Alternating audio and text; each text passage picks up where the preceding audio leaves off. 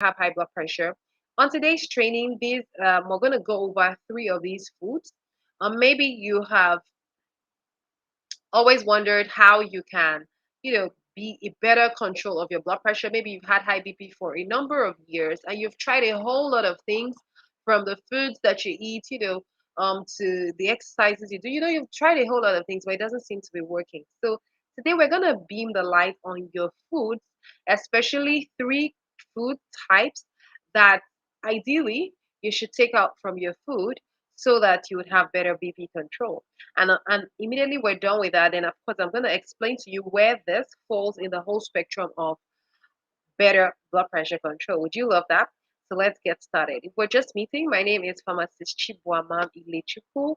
I'm the founder of Hypertension Africa, where we help you wake up every morning to normal blood pressure numbers with zero to less medicines and zero adverse effects so you can enjoy your best life in super health. And so today we're looking at your food.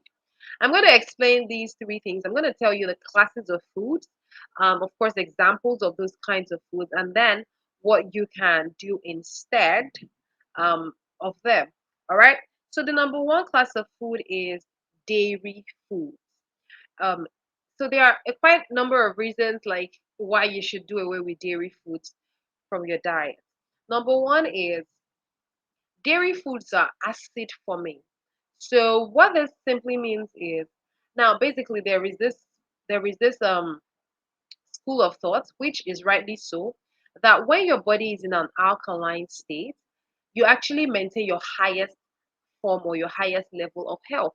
So you want to do away with foods that are acid forming, foods that put your body in that state of that acidic state, because those foods will make you to be, ill. And so it will help the high BP to keep thriving, which is something that you don't want. So that's one reason you don't need to do a lot of dairy foods. Also, another thing with dairy foods is that it's also a source of fat, it's a source of fat. And if you have high blood pressure, you're trying to cut down on your processed fat, saturated fat. So that's why you want to cut down dairy. Dairy foods, we mean things like whole cream milk, um, especially milk. If you love to take a lot of tea or beverages in the morning, you may want to switch to plant milk alternatives, something like your almond milk, your soya milk. These ones are from plants and are less rich in fat and less acidic. All right, so that's number one. Number two class of foods is your meat, especially your red meat. Now, when you do a lot of red meat, now some people say, "Oh yeah, I don't take red meat. I take goat meat." Guess what?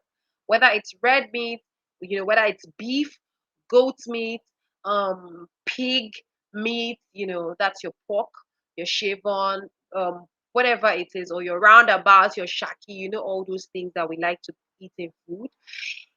The reason that they are not the best is they are very rich in saturated fats as well. They're also a source of high cholesterol, and they are also acid forming in your system. So you want to do away with them, at least reduce to the barest minimum, so that you can get your body back into shape. Okay. Then the number three class of food that you want to reduce is fried foods. Now, of course, we're calling them classes because it's wide and varied.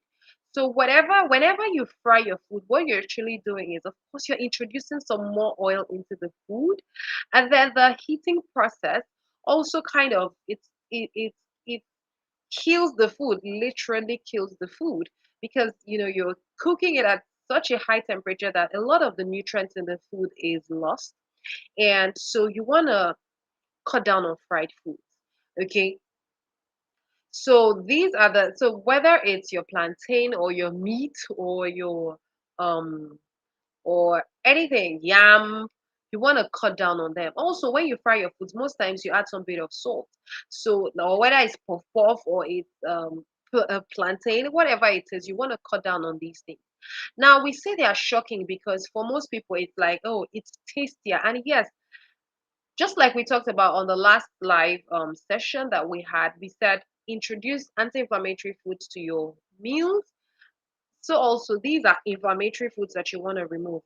Fried foods are highly inflammatory and would put your body in that state of stress, inflammation, which you don't want. Now, if I don't know, have you found this helpful or useful? Now let's talk about, so what is it about foods? Foods are very, very important. Taking care of your food is extremely important as part of your blood pressure control.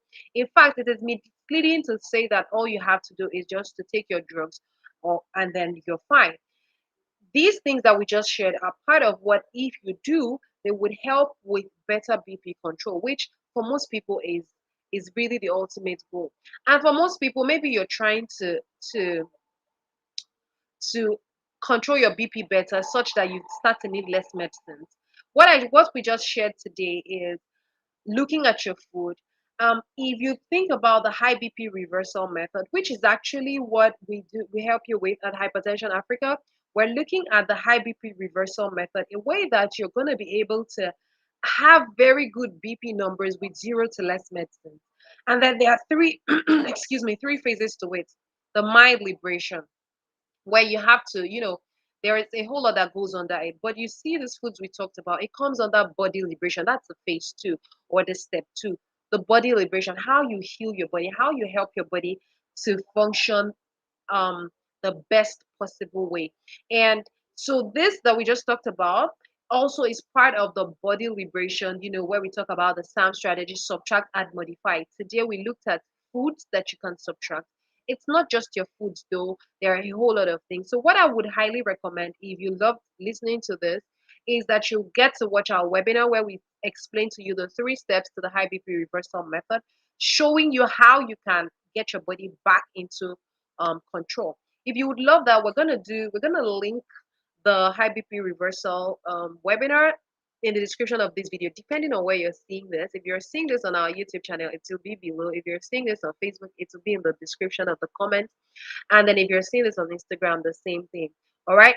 So don't forget, if you enjoy this, don't forget to like, to subscribe, and to share this one. And then if you're just seeing this, we just talked about 3 shocking foods that you need to avoid for your high blood pressure to be controlled, to be better. You need to avoid dairy foods, red meat, and then fried foods. I hope this has helped you. If you've got any questions, leave them for us in the comments. Which food types are you going to start avoiding from today?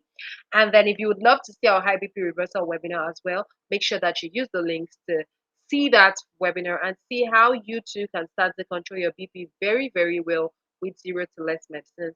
Thank you so much for watching, and I'll see you next time. Bye.